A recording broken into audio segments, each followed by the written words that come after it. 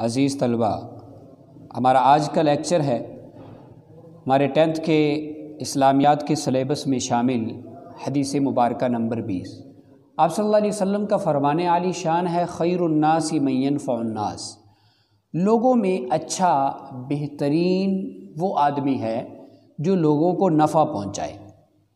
اور یہ اللہ تعالیٰ کا واضح ضابطہ ہے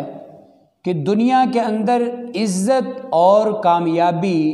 انہی لوگوں کو ملتی ہے، سر بلندی سے وہی لوگ سرخرو ہوتے ہیں جو خلق خدا کو فائدہ پہنچاتے ہیں۔ اور خلق خدا کو مستقل اللہ تعالیٰ نے ایک عبادت قرار دیا ہے، جہاں پر اللہ تعالیٰ نے یہ فرمایا وَمَا خَلَقْتُ الْجِنَّ وَالْإِنسَ إِلَّا لِيَعْبُدُونَ، کہ میں نے جنوں انس کو، انسانوں کو اور جنوں کو صرف اس لیے پیدا کیا ہے کہ وہ میری عبادت کریں۔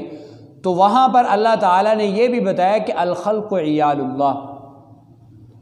کہ اللہ کی مخلوق اللہ کی فیملی ہے، اللہ کا کنبہ ہے۔ تو اب صاف ظاہر ہے کسی کی فیملی کو نقصان پہنچایا جائے تو وہ بندہ ناراض تو ہوگا، اگر کسی کو خوش کرنا ہو تو اس کا ایک ذریعہ یہ بھی ہوتا ہے کہ اس کی فیملی کو خوش کیا جائے۔ تو تاریخ گواہ ہے جتنے بھی کامیاب لوگ دنیا میں گزرے ہیں انہوں نے خدمت خلق کے جذبے کو اپنے اندر پروان چڑھایا اور پھر اس کے مطابق عمل بھی کیا، اس جذبے کے مطابق۔ تو آپ صلی اللہ علیہ وسلم کا فرمان بھی یہی ہے کہ خیر الناس من ينفع الناس، کہ تم میں اچھا وہ ہے جو لوگوں کو فائدہ پہنچائے گا، نفع پہنچائے گا۔ اب اس کے لیے ضروری نہیں ہے کہ ہم لاکھوں روپے خلق خدا پہ خرچ کریں تو پھر بہتر ہو، ہم لوگوں کے لیے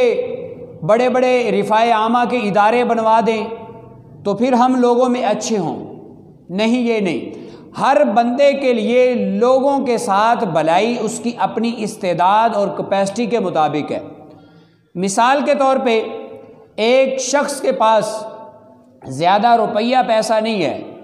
لیکن وہ ایک شہر سے دوسرے شہر مزدوری کے لیے جاتا ہے،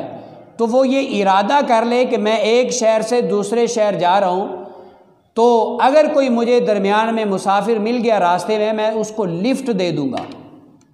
اب اس کے لیے بھی آپ صلی اللہ علیہ وسلم کا یہ فرمان ہے، یہ شخص بھی آپ صلی اللہ علیہ وسلم کی اس حدیث مبارکہ کا مصداق ہے، چونکہ اس نے کسی کو نفع پہنچایا ہے۔ اب یہ نفع کئی طرح سے ہو سکتا ہے، تعلیم کے ذریعے آپ لوگوں کو کہ تعلیم سیکھیں، پھر لوگوں کو ان کے نفع کے لیے کہ لوگ اچھائی کی طرف آئیں، برائی سے بچ جائیں، لوگ صحیح کی طرف آئیں، غلطی سے بچ جائیں، اس نیت سے آپ لوگوں کو تعلیم دیں، آپ خیر الناس میں شامل ہیں۔ آپ کسی جگہ پہ سایہ دار درخت کا انتظام کر دیتے ہیں، درخت اس نیت سے لگا دیتے ہیں کہ یہاں سے لوگ گزریں گے، مسافر گزریں گے،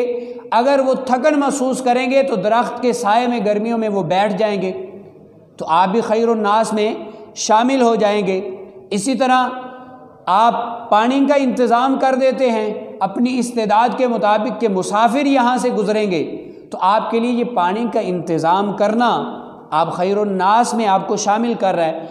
تو دراصل خیر الناس من ينفع الناس کا مطلب یہ نہیں ہے کہ ہم لوگوں کو نفع پہنچائیں گے، بڑے سے بڑا نفع پہنچائیں گے تو پھر ہی اچھے لوگوں میں جو اچھے لوگ ہیں ان میں شامل ہوں گے۔ دراصل جب انسان کے اندر یہ جذبہ پیدا ہو جاتا ہے کہ میں نے لوگوں کو نفع پہنچانا ہے، وہ نفع جتنا بھی ہو ہر بندہ اپنی استعداد کے مطابق نفع پہنچائے گا، تو انشاءاللہ آپ صلی اللہ علیہ وسلم کی اس حدیث مبارکہ کا وہ بندہ مصداق ہوگا۔